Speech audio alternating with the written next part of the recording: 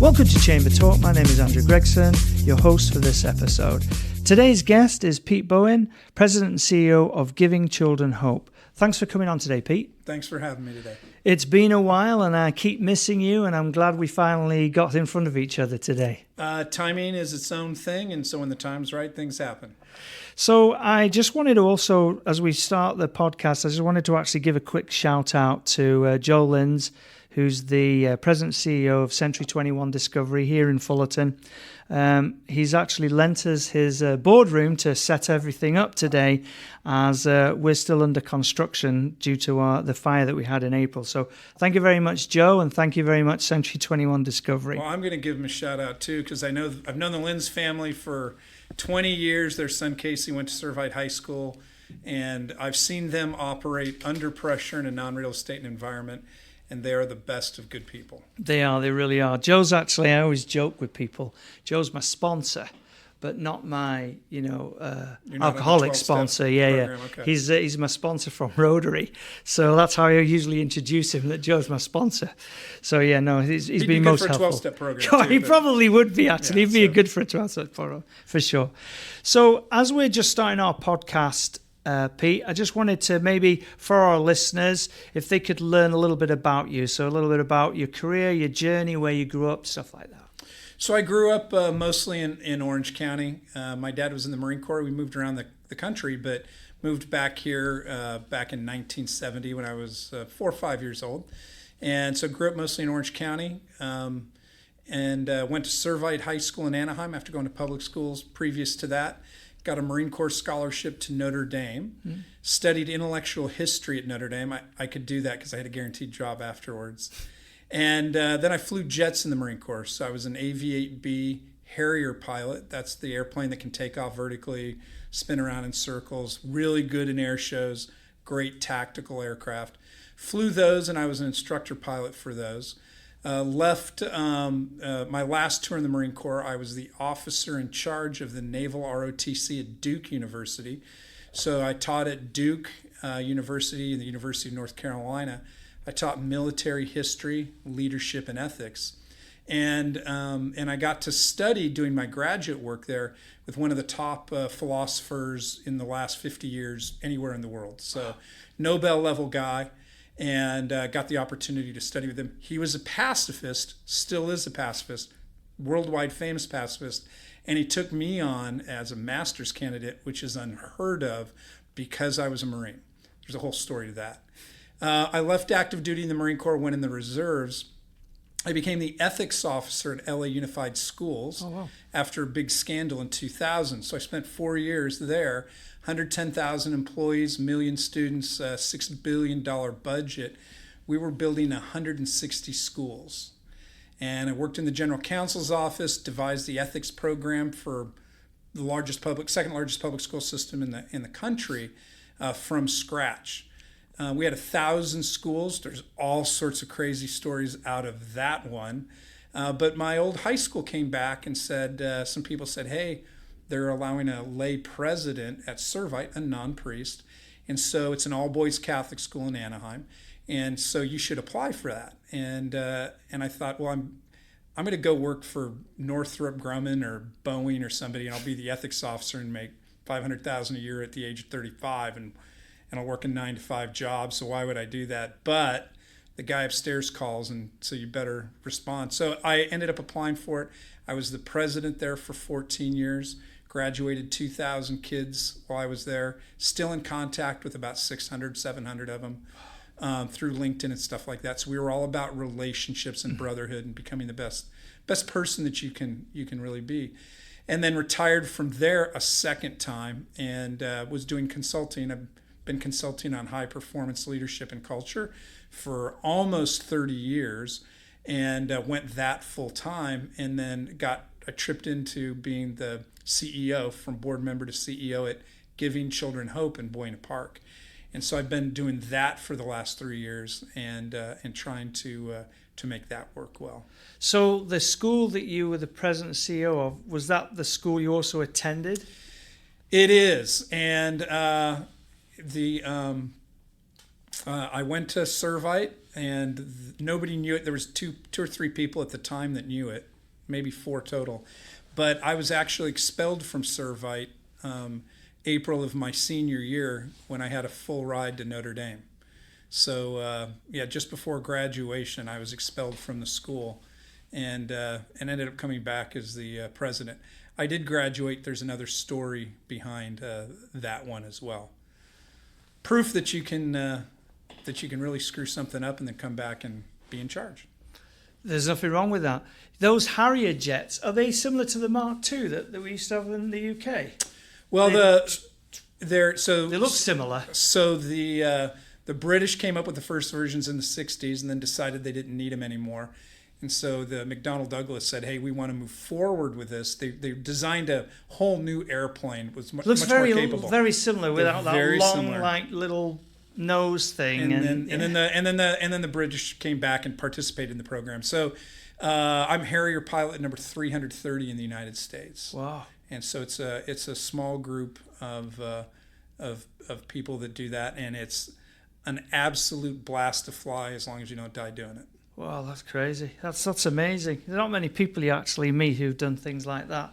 What's one of your most favourable memories of flying a fighter jet? We were going to try to get into a Glenview Naval Air Station on the north side of Chicago. We were coming from the south over Lake Michigan. Gorgeous day. I'm at 28,000 feet.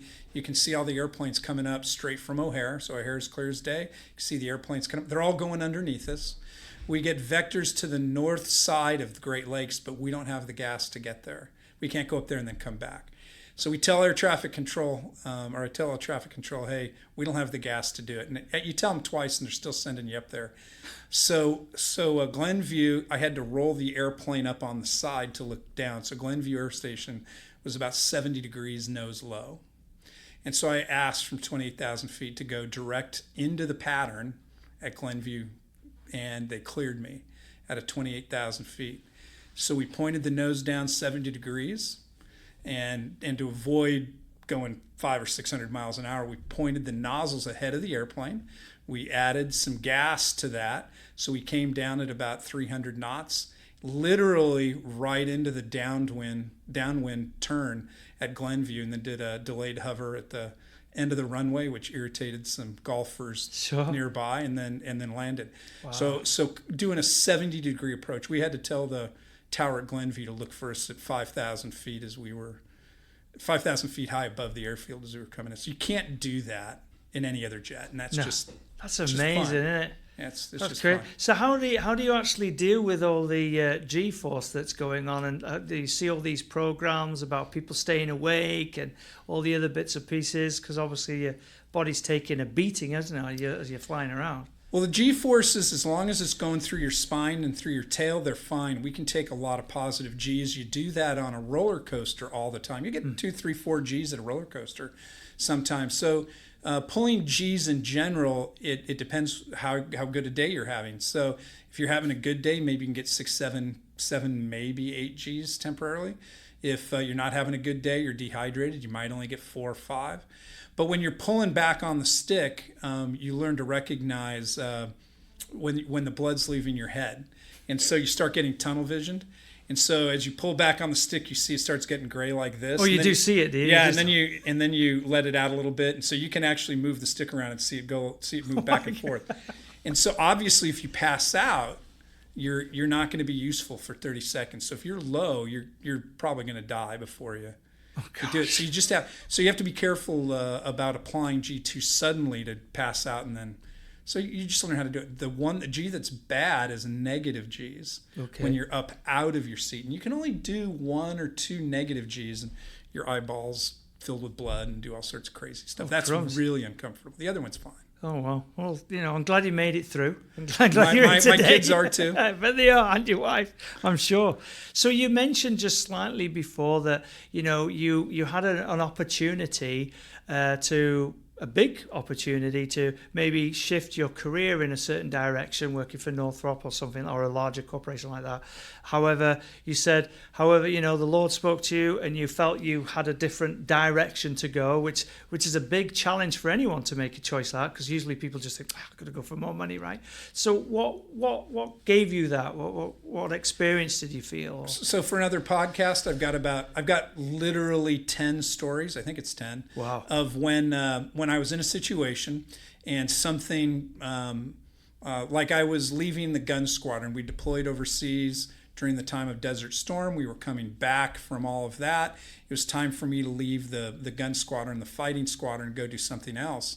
And I'd set up to be an instructor pilot for regular, you know, U.S. Navy, Marine Corps stuff, because that's what I thought would be a good deal. That was within my reach. It was a little bit of a reach, but not way out of it. You could make it, right? Yeah, and so I set it all up. I had it all arranged, and at the last second, that got pulled. It fell through. And I'm thinking, wow, this is bad. All the good orders are gone. I'm going to get stuck with something bad. And then my squadron commander came up and said, hey, would you like to be a Harrier instructor? And I'm thinking, that's like a big deal, especially in this airplane, because teaching somebody how to fly the airplane at slow speeds into hovering things, you have to have a good feel for the airplane. And if you mess it up, you can die. It happens. And so that was like, well, yeah, I'd love to do that. And then here's the other thing. I actually got somebody else's orders. So they sent me the orders for somebody else with my name on them, so I left early. How I got to Servite High School is another story exactly like that. My parents ran into a guy who happened to be 15 years old, was super impressive. He would later go on to be a captain in the Army Ranger Regiment, not just an Army Ranger, but regimental captain, which is a big deal. Right. And then he became a missionary priest. Wow. So, like, I didn't have a choice. So my parents were like, you're not going to this, you're not going to the school you're thinking, you're going to this other school you've never heard of. So I've got studying with one of the top people in the world. If you look up theologians, this guy's Nobel level guy, a guy named Stanley Hauerwas. No business ever even talking with this guy. I was a master's candidate and asked him to do stuff. How I ended up at Duke was exactly the same way. So over and over and over, I've just tripped into the best things ever.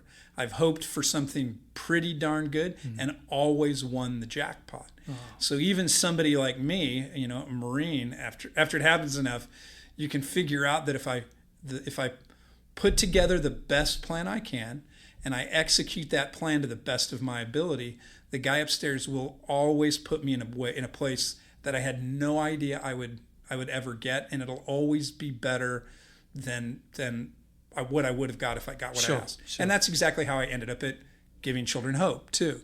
So that's how I end up with my clients on the consulting side. So I've got as much faith that is going to happen. I shouldn't say that. I have as much direct knowledge is that's going to happen is when I press the start button on my car, or, you know, that I've got money tomorrow in my bank account. I mean, It doesn't evaporate overnight. Sure. Those are all at the same level. In fact, I would trust that better. So my big thing to young people is come up with a good plan, execute it to the best of your ability, and the guy upstairs will put you exactly where you need to be, which can be totally unexpected. And all the best things in my life, including the woman I married and a whole bunch of other things, all came that way. So it's a rigged game, you know, swim with the current. I can only, yes, I think you're right. I've seen things that in my own time there where you believe you're on one path and then suddenly it takes you in a totally different, you think, how the heck did I ever get here? And, you know, it's part of what you're believing in. It's part of the path you've taken or the decisions you've chosen and things like that. The cynical person would sometimes say that, Pete, you just can't keep a job. Well, I don't know. Your job that's is the other. pretty That's good, yeah. We've done all right. It's worked out. It's worked out. So you know, you just before we get on to Giving Children Hope, you mentioned there about teaching and consulting. You want to share a little bit about what you do on the other side of life that's outside of Giving Children Hope? Yeah. When I went to the Marine Corps, some people are naturals at things, and I saw leaders in the Marine Corps that are naturals, and people would follow them into anything. I'd follow them to do anything. They're just really good people that you trust. I was not one of those people. And so I'm one of the people that has to sort of break it down and figure it out. So some quarterbacks in football are natural. Joe Montana's a natural quarterback. He throws the ball, he scores touchdowns, it just happens. Other people have to practice a 3-step drop a million times to get good at it. I'm the latter one. So I really had to break it down and figure it out. And so leadership and what's life about, and am I spending my time wisely, has always been at the core of that. So why do people do what they do? Why do they live what they live? Why do they think the way you do? And so my background in intellectual history, why do we think the ways we do? There's stunning things that we just take for granted that are actually really stupid things to believe in. And when you know it, you're like, why do we do that? So I'll give you a quick example. We base our entire American economy on transactional relationships. So if we hire somebody, we tell them, here's the job description and this is how much I'll pay you. And the relationship with the employee is transactional. So it's good for the employee, more money for less work, is bad for the employer who wants more work for less money. Right. It's by its nature, it's a low trust, low performance relationship. And if somebody said you have to buy your friends or you have to buy your wife, right? Notwithstanding some things, you'd look at that and go, it's a low trust relationship. Why would I engage in that? Now let's take it another version. What if you had 100% commitment on your team? If you're running a sports team, you'd say, of course we have 100% commitment. If we don't, the team's going to fail. And we wouldn't accept anything less than that. And if somebody wasn't committed, if there was an outlier, they're going to feel very uncomfortable. They're probably going to self-select out. You would look at that and you go, of course, that's the way it is. Everybody knows this. You can look across the field, you can tell which person's not committed. Sure. Okay, so why don't we run business that way? That's true. So in good American businesses, they have engagement, commitment at 30 to 35%. That's it. Not 100%, 30 to 35%. 20% of the people are inside your business trying to burn it down from the inside. Sure. Right? And the rest are just like, you give me a paycheck, I'll show up. Right. So if you could bump commitment, that's good businesses. If you could bump commitment from 35 to 50%, how much more engagement, productivity, and everything advantage else would you have? Right. And if we were a sports team and you said, oh yeah, if we had 50% commitment, all of us would look at each other and go, who would accept that on a sports team? So how do we have this total bifurcation of our thinking? We know it applies to sports. Right. Why doesn't it apply to another relationship at work? Right. Do you want your family 50% committed? Sure. So we dramatically, like crazy dramatically underperform in American business. But it's obvious if you know it, but we don't think about it or fix it. And in your experience, is it across all industries, all sizes of businesses, or are some, are smaller businesses more prone maybe not to have it, or equally as prone? So throughout world history, if you look anywhere else, and this is across cultures and time, human relationships are human relationships are human relationships. That's it. So it's only when you have the religious wars in the West and Europe, and you get the philosophers and coming up with a whole new way of understanding life. It's like everybody in the world's playing football, but because something happens, we're going to create a new sport, a new concept of purpose in life, a new concept of what relationships are, and all of those things. And they come up with a whole new way of life, which we would call a modern philosophy or modern paradigm. And so part of that is structuring life so that you have public and private. We disagree over religion, right? We kill each other over it. We kill half of Europe over that. So what we're going to do is split life into public and private, and we're going to put religion, our purpose in life, on the private side of life, and stop talking about it publicly, right? We do that with everything. How we educate people, how we do all of that gets split that way too. So we create this artificial division. Then we stop talking about happiness or the meaning of life publicly. It has a huge impact on ethics eventually. So when that happens after a few hundred years, right? If we're all playing a football game and 300 years, we always talk about the ball as football and that's the game, then in 100 years or 300 years, we're going to show up and we're going to play a game. Everybody's going to show up with a football. Sure. All right. And a football is an oblong leather thing with white stitching on it. Just to be clear about that's football. A rugby ball. But okay, I get it. All right. So notwithstanding that misunderstanding, we'll call it gridiron or American football.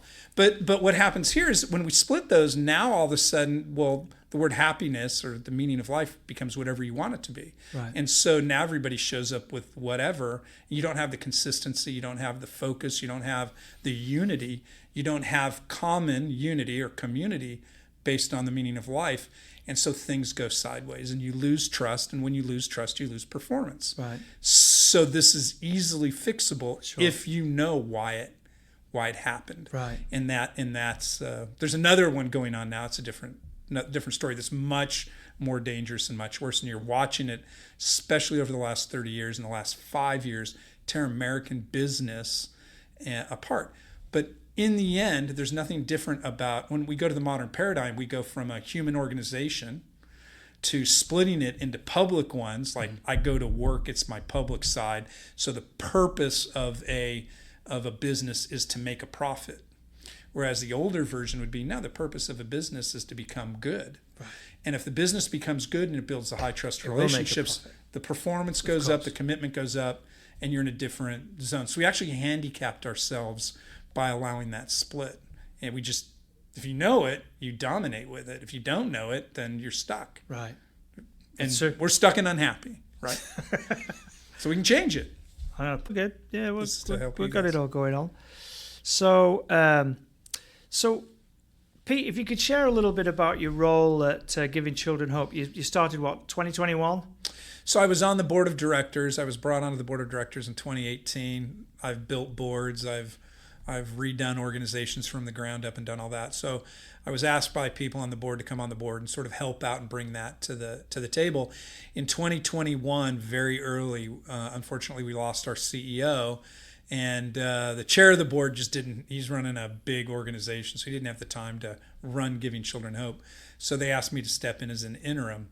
I was finalizing my covenant leadership approach after a lot of work on it. Very simple, very powerful way to get high performance teams and develop a high performance culture in every aspect of life. So I'm just about to go live with that. And then I get a tickle from upstairs that says I have to apply for the CEO position. And so I know, right? Come up with a good plan, execute to the best of your ability. He's tickling me with a feather. And I might as well just say yes and go for it because I know where this is going to end up. And I don't need to be hit by a train to get the message. So I went in not blind, but I didn't know where it would lead. And it, in fact, has been one of the greatest blessings to work with fantastic people. Got a fantastic staff. When I say the people work with fantastic people, we don't do us and them. It's not us serving food to them. We're all in this thing called life together. And so we're just us. We're a community. So part of that community is teaching me Spanish.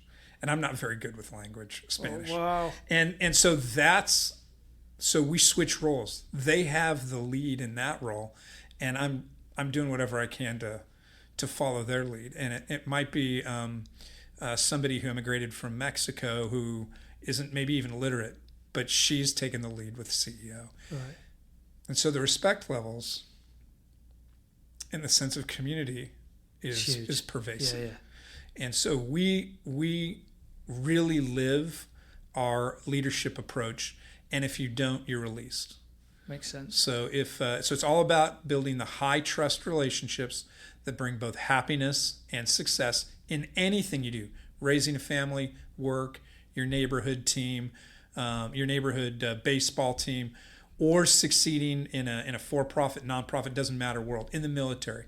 So it's always, if you have high trust, high performance relationships, how do you build those? And that's what we focus on. And so it's seek wisdom. The more people trust the experience that you have, the wisdom, the more people trust that you love them, especially agape love. And the more they know that you make the PK at the end of the game, or you close the deal, or you change the diaper on the kid and put dinner on. It doesn't matter, every aspect of life. The more they trust your wisdom, that you love them and that you get results, the higher the trust in the relationship and the more commitment you're going to get. And so if you're on board and you're hungry, then you're going to succeed in our organization. Right. And I'm 5'8". I don't know, I'm not. I'm really 5'6" on a good day. So my competency is never going to be for a center of a basketball team. Sure. but I bring other competencies. My wife might say there's few of them. I'm teasing. Right. But I bring other competencies. So we got to find your role, the seat on the bus, and then you've got to be hungry, and then we can train you. I never flew an airplane before I entered the Marine Corps. Right. All they wanted to know was, can I make decisions under pressure? Right.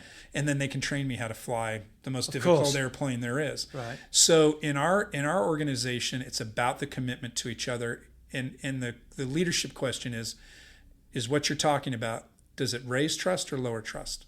And that solves about 95% of the questions. Right. And if you gossip, that's the fastest way to get fired.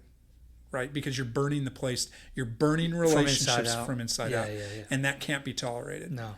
And so, and so we've had people come and say, hey, this person over here needs to move on. And this is early; they're only exposed as 3 or 4 months, and I'm like, but they're like one of your best friends, and you eat lunch with them every day, and like for all I know, you go on vacation. I mean, you guys are really close. Right. And they'll say, yeah, but he's not on board. Mm. And then we'll bring the person in, and it's interesting. They'll say, yeah, I'm not on board. I really am not a good fit here. And they self-select out. Yeah. So it's all about the relationships, period. Nothing else in life matters other than your relationships. And that includes your relationship, whatever religion you are, with the Almighty. Sure. So that's the focus. It's very simple. It's very powerful. We want 100% commitment, because that's what we deserve for each other. Life is short. That's true.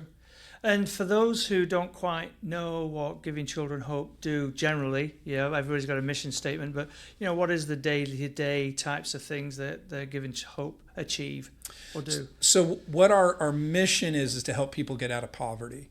And the fastest way out of poverty is not education. I say that having run a high school and taught at the collegiate level. The fastest way out of poverty is to be a good leader. And if people trust you, you'll do well. So I have client companies as a consultant. They're also backers of Giving Children Hope, who have people making $150,000, $160,000 a year, maybe more, without a high school diploma, because they're good leaders. People follow them, things get done, they get results.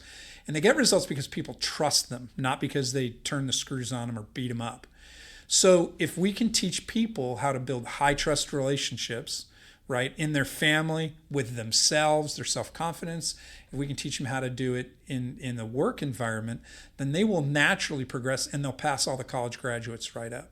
So our mainline goal is how do we help people develop that leadership? And that's not just for the people we quote unquote serve, there's no us and them, but that's also for our own team. So everybody in our team is either on a CEO track or COO track at different levels. And that's for the volunteers that work with us who want to do it, and our next generation group of young people who want to go change the world. So if we create those high trust relationships, and we create them not just in Giving Children Hope, but with other groups and agencies, and we teach people how to do it, we give people the fastest path out of poverty, and we also make a better world. We have better solutions because we're wise. Sure. We have better solutions because we're committed. And then so that's our pathway. And so we practice leadership, it's habits-based leadership, by distributing food. We practice leadership with a program that takes furniture and other things we receive direct from major companies new as returns, and we use that to help people who are homeless or foster kids and aging out of care or veterans, to move them into an apartment with brand new stuff, everything they need. So it doesn't matter what our activity is.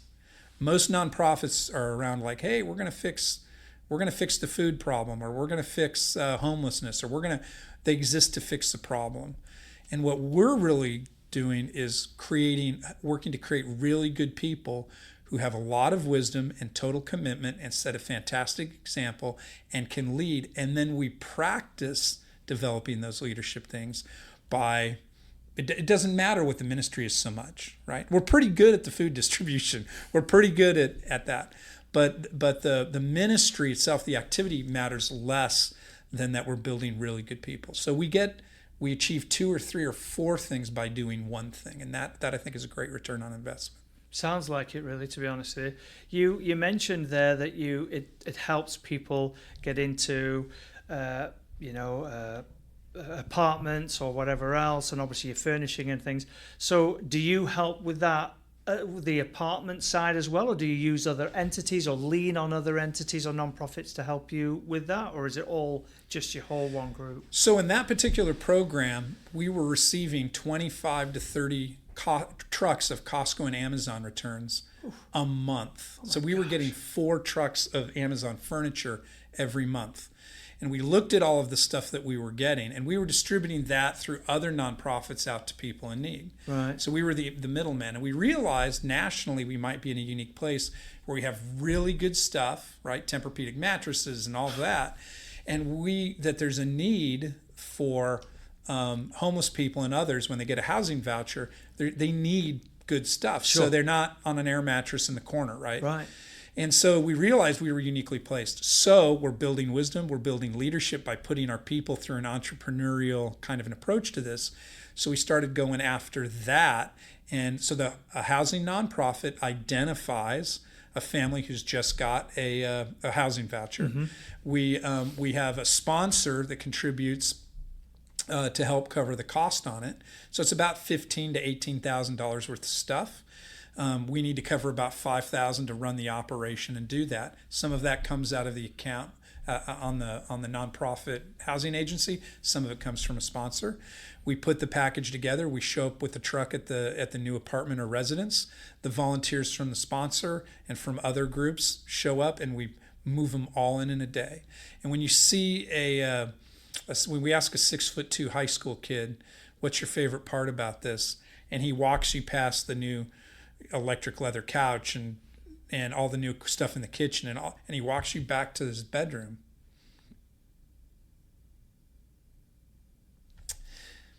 And there's a bunk bed in there. And he's 6'2", and he gets in that bunk bed and he pulls his knees up and he's crying because he's never had a bed. And we don't think that way because most of us don't think twice about things that are totally not just life-changing because they have a comfort, but because they realize we take it for granted most of the time. They realize there's another level in a tangible way they've never realized. Right. And that's when you have somebody who's never led anything and has always been looked down on at best, and you teach them how to lead an event. And they understand when they're leading our food distribution on this Friday morning, they're going to lead our food distribution. One of our people who's been through our program, we hired her because she competed against other candidates and got the position. And one of the biggest learning lessons she's had is not to do everything. Because that's what she's been the one who cleans the toilets. She's been the one that cleans the floors. It's hard to do. That's her. And she's beginning to understand that she needs to stand back and give direction. Right. And so I make it really clear that as the CEO, during food distribution, I work for her. Mm-hmm, mm-hmm. And that's the way it should be in all aspects of life, right? When a person has the expertise, they have the lead. Mm-hmm. And when you have the expertise, you have the lead. Mm-hmm. And so I'm the CEO, but I do what she says, mm-hmm. and I do it instantly. This is what it makes me think of is, and I'm sure it's been the same for you, but it's from our military service, isn't it? Is you could have a whole group of people, and there's always one guy who's always joking around, messing up and whatever, but yet that guy is the expert, the bee's knees at doing one thing. And even your officers, doesn't matter who they are, at that moment in time, that's the guy who's going to get us across the bridge, or that's the guy that's going to do that. And that's really what you're talking about. When you land on an aircraft carrier and you've been trained and you got a $30 million, so you hit the aircraft carrier, you go to full power, you catch a wire and it pulls you to a stop, and then you go to idle. And the first thing you do is look at the cockpit at your 2 o'clock position. And I'm 27, I've got a degree, I've been to great universities, all that. There's a 19-year-old young person there who probably got C's and D's in the local public high school. And I don't mean this as a negative thing. No. And that person is in charge of me, and I do what that person says instantly. Right. And they're going to taxi me at some point. They're going to hand me off to other yellow shirts, the taxi directors. They're all 19, and they've taxied me where I'm seeing water on both sides. And they're taxiing my wheel within a foot of the edge of the 60-foot fall. Yeah. And if the airplane tips, I'm out of the ejection envelope. I have to ride the airplane to the water. Sure. And I don't hesitate because I trust them. I'll never meet them. Right. And I trust them because they're really good at what they do. Right. And behind it only works. We only work that because the trust levels are so high. Because 45 seconds behind me and 45 seconds and 45 seconds are all these other airplanes, including airplanes in the sky that'll fall out of the sky if we don't do this right. Yeah. So if you have transactional relationships, you can't get that trust. 100%. And they're only in it because of who they are as a human being, because of their own honor, because of their commitment and the kind of person it makes them. And if you're running a business and people are there because you pay them, then you are dramatically underperforming your personal potential and your business potential, and you're leaving 80% of your performance on the floor.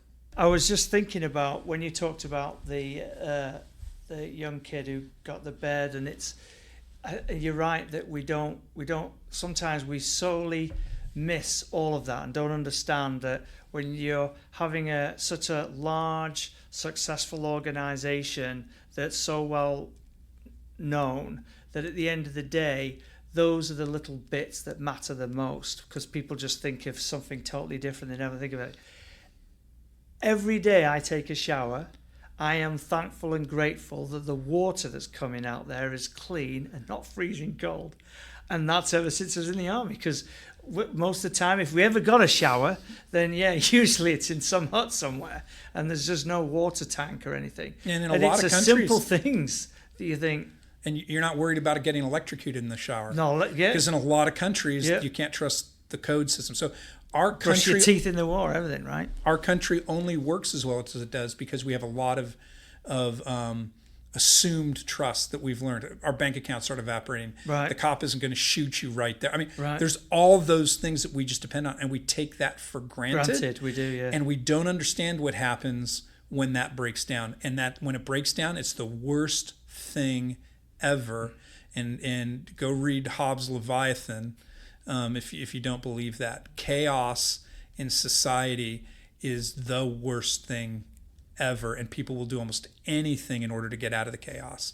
So we need to appreciate that and stop messing around with each other. So Pete, you were just mentioning there about the system of how GCH sort of works and building relationships.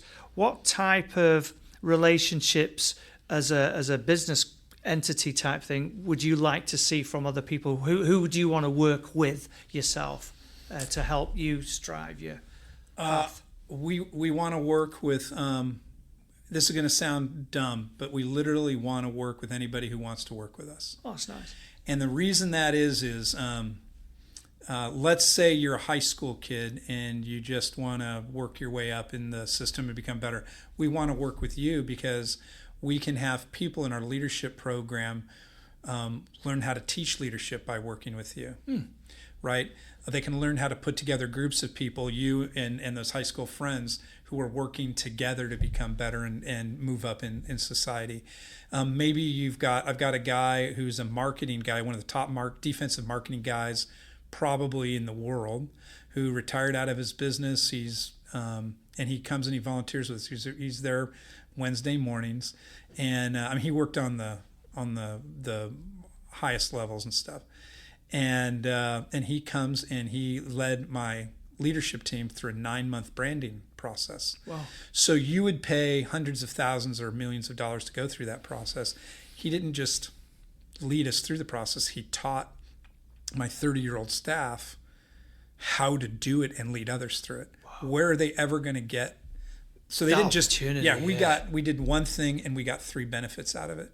So we've got 100,000 toys that are arriving, 100,000 opportunities to build high trust relationships with people and businesses, right? And so one of the things we're going to have to work on is how we market that. So what he doesn't know yet is I'm going to be asking him if he'll lead a marketing team of high school, college, 30-year-olds, and others on how do they approach this and work this. Mm-hmm. And he loves leading and teaching, and they'll get top drawer marketing experience and connections, and we'll do one thing and get 4 benefits out of it, because he'll feel fulfilled doing it. Of course. That's what he's handing on. So that's how we look at it. If you're really good at tile floors, and we're a community of people who are journeying life. We talk about the journey of life. So giving children hope. Let's come together as a community of people who build high trust, high performance relationships that make all of us better sons and daughters, all of us better parents, all of us better workers and church mates, and all of that simultaneously, because we're pursuing and we're on this journey together. And whatever talent you have, you bring to the table. And you'll have the opportunity to bless dozens or hundreds of people with that talent in ways you haven't even thought of. Right. And one of those things, frankly, is money. We've got to run a staff and do all that too. So money's the lifeblood of it. So I'm not afraid to say, hey, some people that's something that they can bring to the table, among other things. So when we do high school leadership, and we're trying to get that program off the ground, we just lack the funding to do it. And we want the next generation, our 30-year-olds, to become better leaders and practice leadership, leading and teaching them. They will pass their bosses doing that.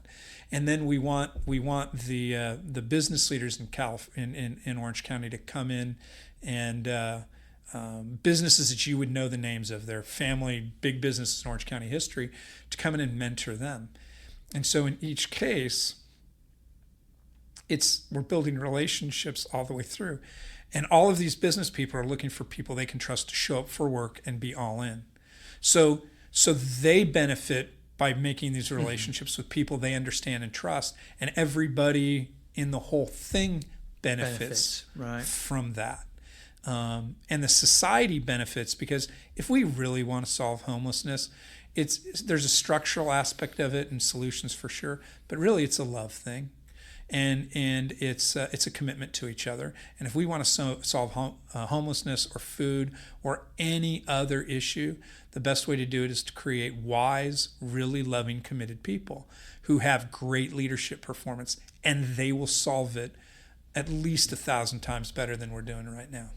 So you mentioned there a little bit about funding and sponsorship and things like that, and you're right. You were saying a little bit earlier, I think we were off air at the time, but you were talking about how you had the warehouse, and you've got all these toys coming in, because you do have a big warehouse. But the way you were talking about it is almost like a Mary Poppins bag where it's going to run out eventually. So with all that and having to run an organization, where do you get your revenue from? Is it a lot of it from funding? Is a lot of it from private sponsorship? What helps run it? So on the toys, and they're going to run out, think of them as seeds. And let's go plant the seeds, and let's go from 100,000 toys to 10 million seeds in the future, right? And keep building it out that way. So our funding, about half of our funding comes from when we take all of the stuff we get into our warehouse, returns and all of those things from a bunch of different sources. We distribute those through partners. So any nonprofit can sign up with us. It's 501c3 any nonprofit, any church, any school, they can sign up with us and become a partner. And maybe they need a pallet of diapers. Mm-hmm. Maybe they need just a box of diapers. Maybe they need an outdoor furniture set for a foster children's home. Maybe they need whatever you can think of. Homeboy Industries was doing a retreat up at Arrowhead Lake. They needed kayaks. We had kayaks. Oh, wow. I mean, we just get everything you can imagine out of Costco, except electronics and jewelry. We get. So we try to distribute those where they have the biggest impact through our nonprofit partners. So they share in the handling fee for running the warehouse. They have to give it to the end user for free. They're not allowed to sell it or monetize it. Right. And that's part of the deal. And the same thing's true of the toys. We don't charge anything for that. Those are things that we can use to build relationships and seed those kinds of things. So being a partner for nonprofits, we highly encourage it. You can come in, and basically if you sign up and become a partner, you can shop our distribution center and toothbrushes and diapers and outdoor furniture and all sorts of electric weed eaters. One time we had a riding lawnmower. Oh, wow. So signing up and becoming part of that, that's part of it. The other half is fundraising. Okay. And that'll be grants and donations. One of our biggest things is a monthly donation program. So we highly encourage people to go and sign up for our monthly giving. Okay. Our goal over time is to really build the monthly giving up as the foundation for what we do. And then the fundraising and the grants to do really special projects. But Giving Children Hope for 30 years was not, taken care of. I mean, it was run on really dedicated people doing fantastic work, but they didn't think in terms of the parking lot needs to get repaved and those kinds of things. Yeah. So life has its needs. When I got there, we were paying people $13 an hour. We had people turning down pay raises because the extra dollar would get them kicked out of government benefits. So they went 3-4 years without getting a pay raise. Wow. And so we need to pay our people a reasonable wage where they can come work and be fully committed, but have a reasonable lifestyle. And that's what people want. Right. So we need support. And if you have a lot of resources, Giving Children Hope is a fantastic investment, not just in the ROI for the donation and the impact it has, but because I think when you become part of our community, you can't help but become part of the community. Yeah, you're in. Yeah. Right. Yeah. And you're going to learn things from people who are socioeconomically in a completely different place from you. Right. And it'll change your life. That's really good. That is good. And it makes sense. Yeah. Yeah. And we'll make sure that everybody knows your website and where they can get a hold of you as well. So don't worry about that. So looking ahead, what do you see your future goals for GCH as? Where do you think you're going to head into? So Giving Children Hope, we want to really become that community of people who journeys through life together and grows together. And we want to do that by teaching people how to be great leaders in their area of expertise and develop really high trust relationships that bring both happiness and success. So there's the socioeconomic success. Your business performs better. Your profits are up 400%. Share that with the people around you, right? And that's a legit thing. That's not smoke and mirrors. Sure. Where you learn how to be a better parent and all of those by participating. Every aspect of your life will get better because our lives are filled with human relationships, and human relationships are human relationships.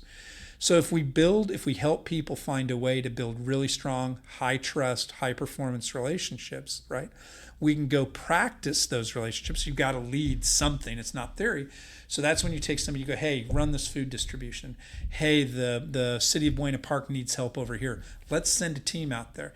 And the team goes out there with followers who are learning how to be followers, and it goes out there with team leaders who are learning how to be team leaders, and it goes out there with somebody who's running the event.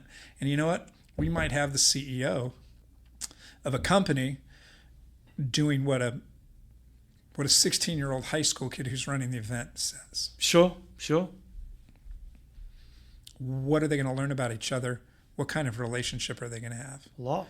That doesn't just solve that problem that they're fixing. That brings 3, 4, 5 benefits there. And so that's what we want to do. And if we do that, the ministries will take care of themselves, the community will take care of themselves, and we'll have the extra performance to be able to fund and do all sorts of things we can't even imagine right now. So my role as the CEO is to get that groundwork and help the staff get to that spot. And when I say I ask people, do you want to be on a CEO or COO track? One's more operational, one's more, you got to have the sales side. Then we put them on that track and we try to give them as much experience as possible. I make maybe 3 significant decisions, maybe 4 a year, because we teach them how to think it through. Right. Does this build trust? Does this lower trust? How does this help develop wisdom, practice love, and get results?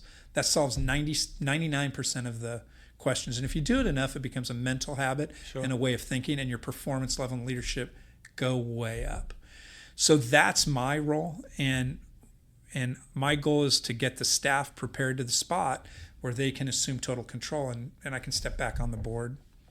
Back onto the board. Yeah, and I'll never leave the community. Sure. Maybe a board isn't the right role. Sure. But I'll participate in the community in a different way. So Once you're in the community, it doesn't matter if you come in as somebody receiving food, or you're coming in as a volunteer, you're coming in as you're a multi-millionaire, or it doesn't matter how you come into the community. You're part of the community, and your role will change over time, right? Right. Maybe if you fit different roles, you find different bits, don't you? You find where your bits are, or what you wanted to learn more about, or all those types of things. If you own $100 million company, and you're the follower of a high school kid who's running a let's say a project that's got 2 or 3 teams to it, you're gonna learn a lot about leadership in yourself, but you're also gonna totally change that kid's life. You're actually bridging a huge gap there too. Like there's a lot going on at that moment. There really is. There really is. And if that kid's coming out of a bad socioeconomic situation, right, and all of that, are you gonna hire that kid? And the answer is, you're going to hire as many of them as you can get. Right. Because they're going to outperform almost all the other regular people working for us. Sure. Without a doubt. And they've been on a path like you're talking about, and how they're going in the right direction, so they're leading the right way. And not only is there fulfillment in the experience, but one of the biggest things to change people is outperform them.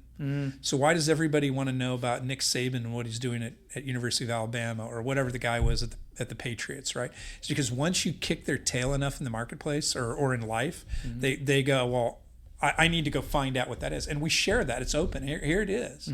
So it comes back. It comes back that way. We all get better. And that's one of the ways to change the world the best. Sure. You're miserable doing this. You don't know that you know you're miserable, but you have no idea why. Right. But if we show you this thing over here, and maybe you get it, maybe you don't. And intellectually, maybe you get it, maybe you don't. But if I keep kicking your tail, at some point you're going to go, okay, I got to see what's going on. Right. And that's a third way, multiple ways that we can bring people in and change the world like that. So. That's one step at a time. That's awesome. Nothing I've talked about is new. Everything I talk about is stuff we already know. We're just making the relationships in different ways and having aha moments. Right. That makes sense. I'm a Marine. I eat crayons. I'm not smart. If it isn't simple, it's right. Yeah. Keep it simple, stupid. So as we're thank you very much for today, Pete. I really appreciate it, and we've had a great conversation. So as we're drawing the episode to an end today, is there any particular message you would like to share with leaders, whether it's to do with what you're doing now, or just in general, or any pausing thoughts? I would say this, and it's very difficult to really understand the depth of this, but the one thing I would say is, everything in life, the only thing in life that matters, period, and I mean this singularly, the only thing that matters in life is high trust relationships. Everything else either contributes to that, right, helping you build them or whatever, or it's a distraction. And if you're religious, that means developing a relationship with the transcendent, whatever religion you are, by becoming a great person through your relationships with the people on earth. And so if you can wake up every single morning and say, everything I do today is about building high trust relationships. I'm going to give up the parking spot because that builds my relationship with myself, and it practices love for them, and it changes me. It doesn't matter if they happy or not. If you can get up every morning and say, I'm going to try to practice love and seek wisdom and get results so I can build the high trust relationships. If that's the prism you see the world in, you'll have a fulfilled and very high performance life. To the extent that you do that, great. Almost everybody else is droning through life until somehow, some way they wake up from it. Makes total sense. Well, thank you very much for spending time with us today, Pete. Really appreciate it. And to listeners, thank you for listening. For more podcast episodes, visit chambertalk.podbean.com or visit nocchamber.com for more events, news, member information, and more.